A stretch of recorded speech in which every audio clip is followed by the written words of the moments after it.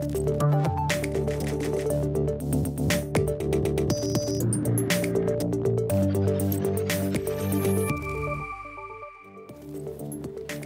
evening, I'm Joel Labi in Hong Kong and welcome to View TV News. Ahead on the program tonight, freedom of speech under siege. Hong Kong journalists say editorial independence is being undermined by authorities who are using national security as an excuse.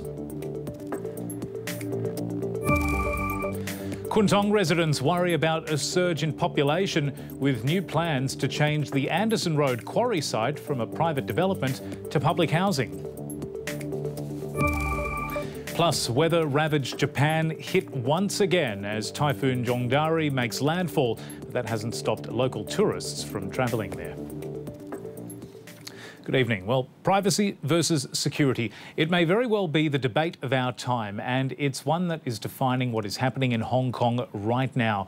Today, the Hong Kong Journalists Association published its annual report and found the growing emphasis on national security is more threatening than just the freedom of the press. Beijing's growing assertion of one country here has led to what the JA describes as a sword hanging over the heads of Hong Kongers.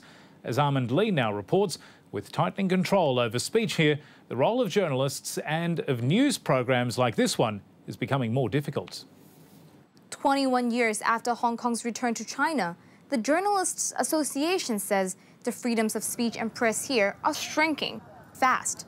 It believes that's in part because Beijing is focusing on the one country without honoring the two systems part of the governance promise. In its annual report, the group cites the pro-independence Hong Kong National Party being shut down as one of many examples. Chairperson Chris Yeung says it shows how national security has become a common excuse for authorities to restrict people's speech and behavior. And he's worried this not only affects political parties, but also journalists. When they are repeated and repeated again and again, that casts a shadow pressure on reporters when they cover those politically sensitive issues. The JA likened the government's move to proactively weed out sensitive topics from public discussion as a sword dangling about the heads of journalists. Despite the government holding off on the enactment of Article 23 due to strong public opposition, Vice Chairperson Shirley Yam says authorities have already put a de facto national security law in place. What we're actually seeing is that Article 23 being implemented in a different way. Like we see the disqualifications of electrical potentials, we see the banning of certain society simply because of what they have said, not because of what they have done. The JA also pointed out Hong Kong ranked 18th in the first World Press Freedom Index in 2002. Last year, it fell to 73rd. This year's Press Freedom Report was entitled Candle in the Wind, reflecting the concerns about increasingly delicate positions Hong Kong reporters are in. Now, the association urged Carrie Lam to bring in freedom of information and archive laws as a step towards protecting journalism here, reminding her of her pledge to do so when she was running for chief executive.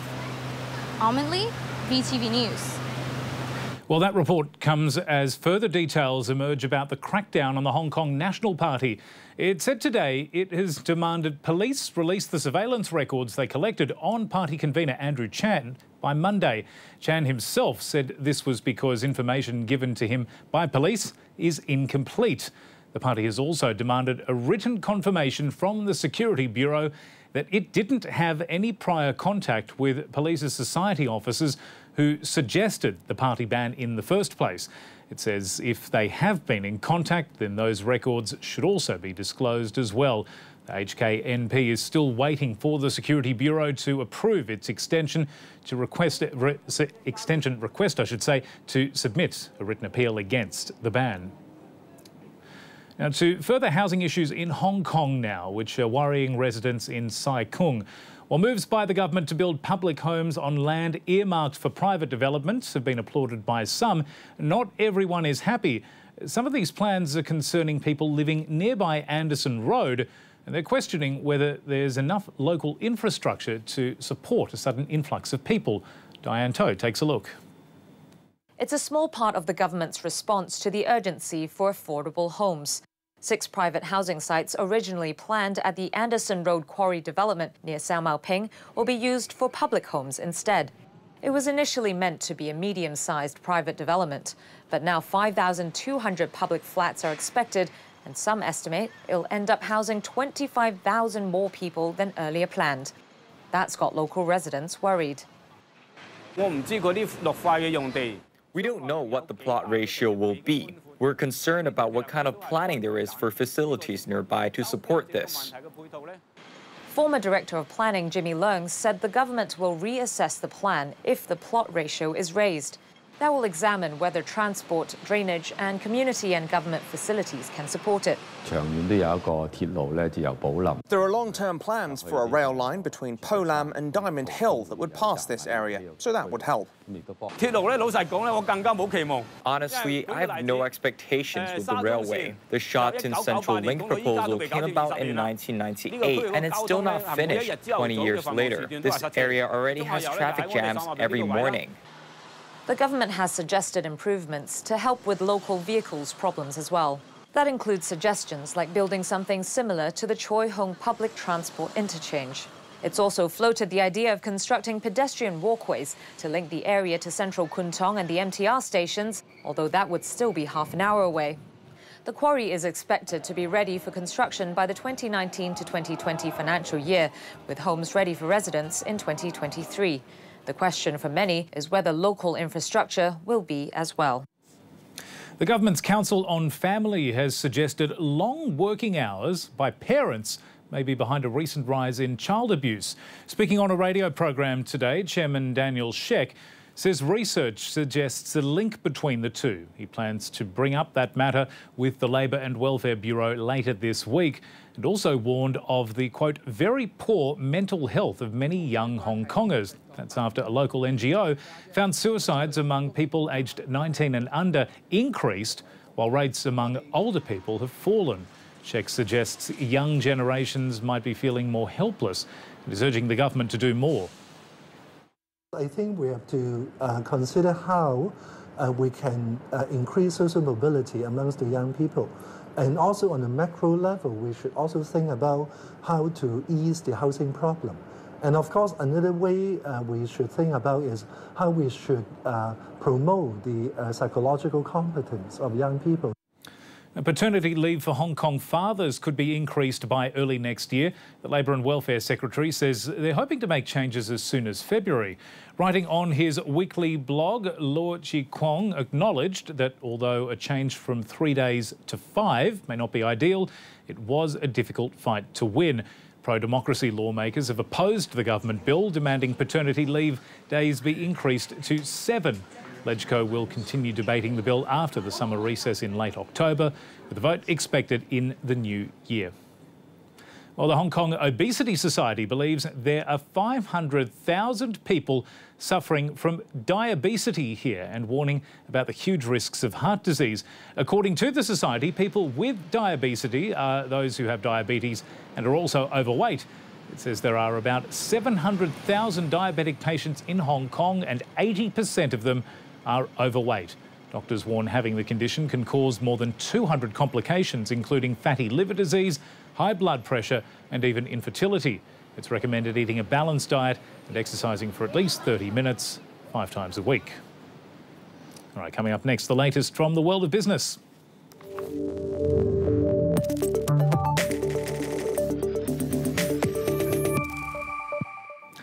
Well, let's start with a look at what is in store on the business front for Hong Kong this week, and key data is due out.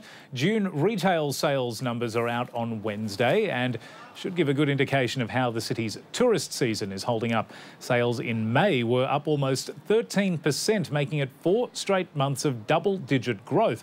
We'll also get a sense of regional economic health later in the week when both Hong Kong and China release their purchasing manufacturing indexes. There will be plenty of eyes as well on China Tower.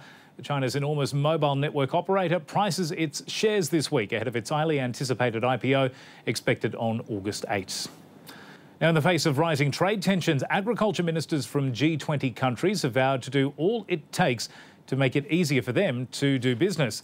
In a statement, as part of their meeting of the 20 richest countries on the planet, the ministers said they were concerned about growing protectionism. That included representatives from the US and China. Now, in turn, they've reaffirmed a commitment not to use unnecessary obstacles to trade, especially when it comes to food, although they didn't exactly explain how they would improve trade. There will always be controversies, but what differentiates us from the past is the way we solve them. Despite all the attention on what's been happening, we managed to reach a consensus, and all the countries that have been involved in these meetings have talked directly with one another to try and find common ground. Well, even though the world's politicians are talking about unity, the global trade war is showing few signs of letting up. Many are now looking at how the economies of the US and China will fare under the pressure of all these tariffs. And there is concern on the mainland, particularly China's tourist hotspot of Xiamen, which is facing a mini financial crisis. And that's fueling broader worries over Beijing's plan to use domestic spending to weather this trade war. Giles has more on that. This is Xu Jibin. He's 28 and from the coastal Chinese city of Xiamen. Xu's a recent homeowner, but he says paying his mortgage and credit card debt takes up over 90% of his income. While he gets some help from his parents, he says his rent is about to go up. And if that happens, he'll be in a very tight spot. I can't make my ends meet if that happens, and I really don't know what to do. His story is shocking, but it's not uncommon in Xiamen. This is the country's most indebted city, where household debt is almost 100% of the city's GDP. Xiamen's a tourist hotspot, but as Reuters' Stella Chu reports, an influx of tourist dollars to the city's real estate market has led to a looming local debt crisis. The coastal city's balmy beaches and laid-back lifestyle has drawn a huge influx of rich property speculators across the province, even causing panic buying among local residents. That extreme household debt means locals are avoiding spending money on almost anything else. I've talked to newlyweds who do not have babies as they regret their decision of buying a property here, and fresh graduates who cut spendings on food, drinks, traveling, and just entertainment. All of them express a fear of being kidnapped by their mortgage loans, while they told me that they feel exhausted, frustrated, and even miserable living the everyday life. Analysts say a similar scenario is playing out across cities in China, where home prices are among the highest in the world relative to people's income. It's a situation similar to the household debt crisis in the United States shortly before the 2008 financial crash. And it's led economists to warn that reduced consumption in China could undermine Beijing's plans to rely on domestic spending to weather a trade war with Washington. But for the residents of Xiamen, those questions are a long way away from just making sure they can manage crippling debt and make ends meet. Similar situation in Hong Kong, some would argue. OK, time for a short break now, but when we return, we'll be talking natural disasters and how Hong Kong's holiday makers have been grounded as a result of all that. See you in a moment.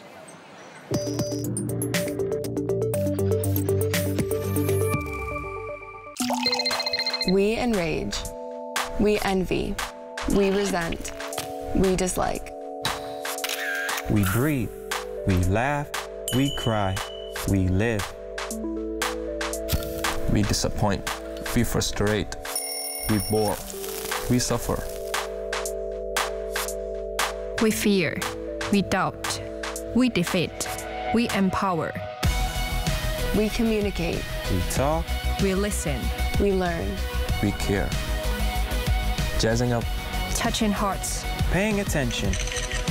Seemingly distant. Deeply connected. Take a trip to the land down under. Behind every native animal surviving in the wild. Can we talk about this? Or the furry babies living in different households.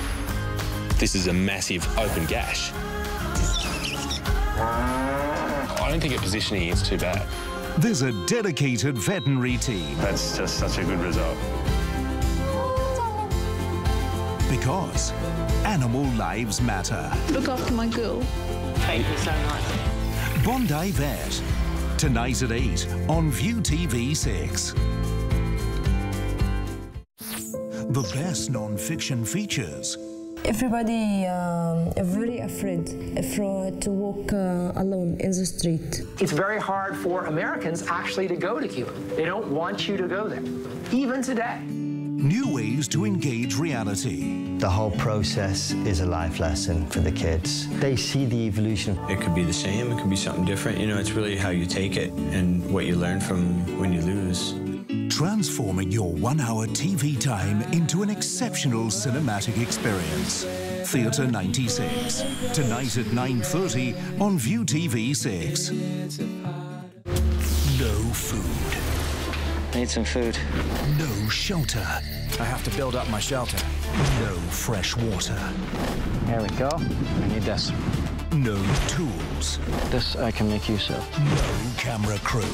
There's just not enough to gather here. There's not enough to hunt. Just one man alone in the wilderness, surviving. Survivor Man. Wednesday night at 8:30 on View TV 6. A man with a serious taste for travel. So many people here tell us we couldn't go wrong. Oh, gorgeous. 5-star hotelier becoming a tour guide. Now, here we are. Come on, girls, will you come on? We're going today. Oh, very nice. Taking holiday makers on the surprise trip of a lifetime. You all ready for this? And actually, all the people really enjoyed it. Happy, and laughing. Francis Brennan's Grand Indian Tour. Saturday night at 7:30 on View TV 6.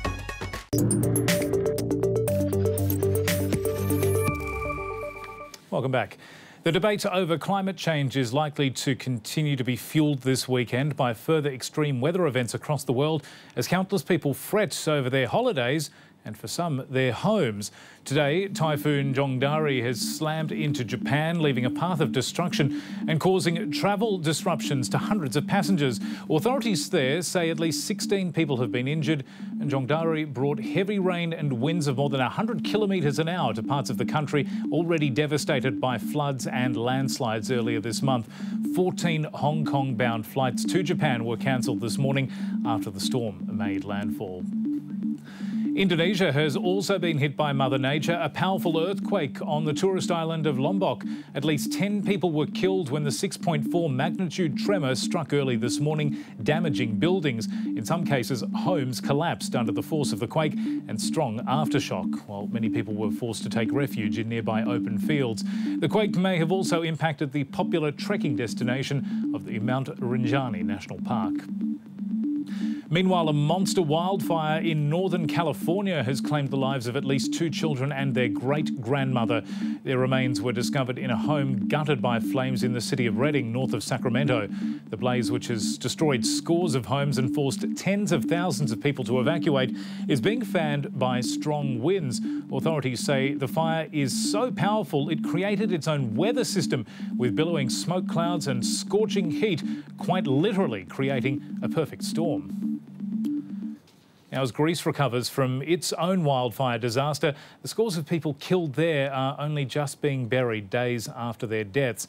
Prime Minister Alexis Tsipras has said he takes political responsibility for this catastrophe, but to those who've lost everything, his words are hollow. Scarlett Saitanovic has more.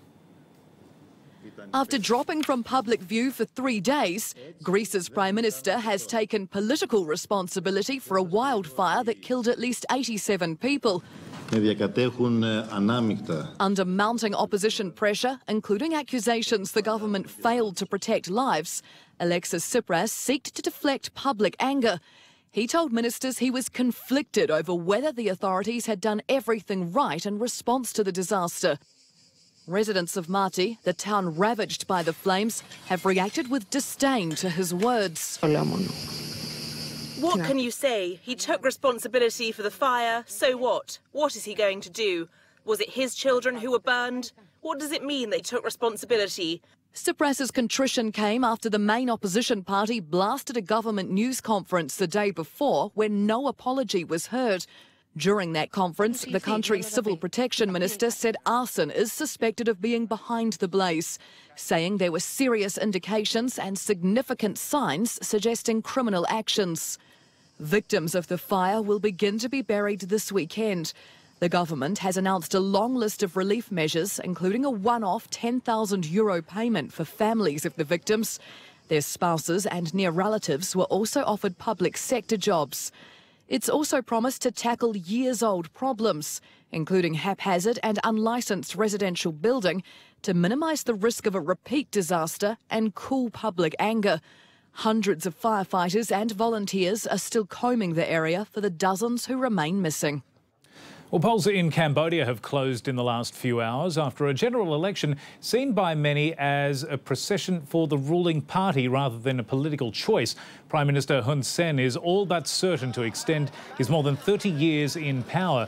He's come under fire over a crackdown on dissidents, particularly after the country's main opposition party was dissolved last year. The PM and his allies have also targeted independent media, and opponents have called for a boycott of the election. While voting wasn't mandatory, authorities had warned that anyone who did boycott it would be seen as a traitor.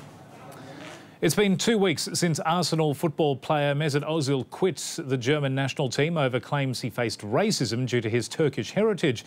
Now, this move was decisive, with some criticising Ozil for a perceived lack of patriotism. But in the wake of his retirement, Germans from ethnic minority backgrounds have joined in a new Me Too campaign to highlight their own struggles with identity. Leah Jacobiak has more. #MeToo. The hashtag #MeToo movement is making headlines again, but this time it's specifically about racism in Germany, and there's a tweak to the spelling. It started gaining traction after German footballer Mesut Ozil resigned from the German national team on Sunday, blaming the racism and disrespect he faced because of his Turkish roots. Now thousands have been sharing their experiences online, and one individual, Ali Khan, set about launching the hashtag to get people talking.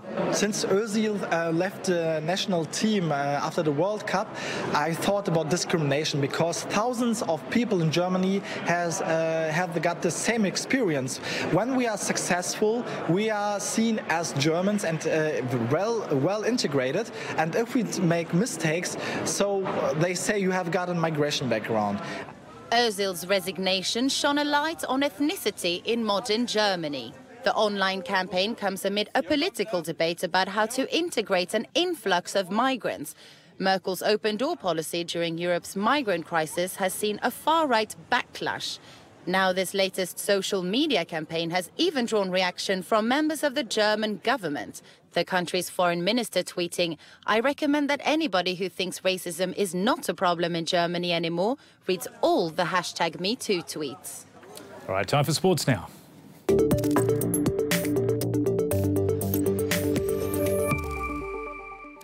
And let's start with the Tour de France, as sport takes on a decidedly racing theme this weekend. Briton Geraint Thomas is today preparing himself for an emotional final stage of the world's biggest cycling competition after all but securing victory. Yesterday's 31-kilometre time trial from Saint-Pie-sur-Nivelle was almost